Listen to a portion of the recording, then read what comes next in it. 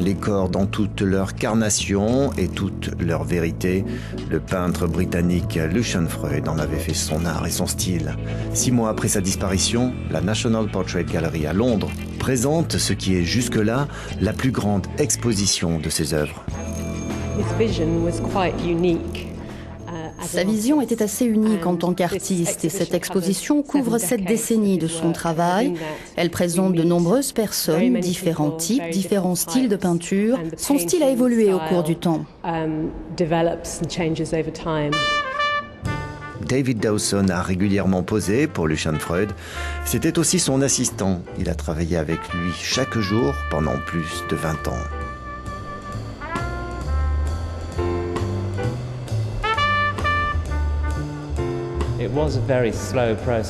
C'était un processus très long, très lent. Les grandes peintures pouvaient prendre plus de 12 mois. En regardant très intensément son modèle, il pouvait glaner des informations et les coucher sur le tableau.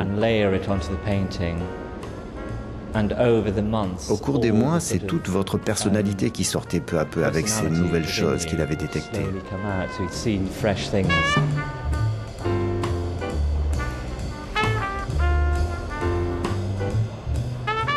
De mariages en divorce, en passant par les rencontres, Lucian Freud aura eu de nombreux enfants, légitimes ou naturels. 14 en tout, dont l'artiste Jane McAdam Freud, qui avait fait poser son père pour réaliser cette sculpture.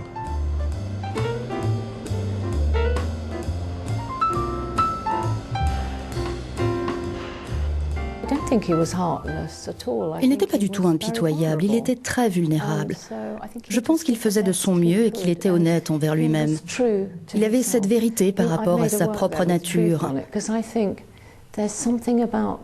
Ce peut être une nature animale, mais c'est ce que nous sommes. Nous sommes un animal humain recouvert par beaucoup de couches.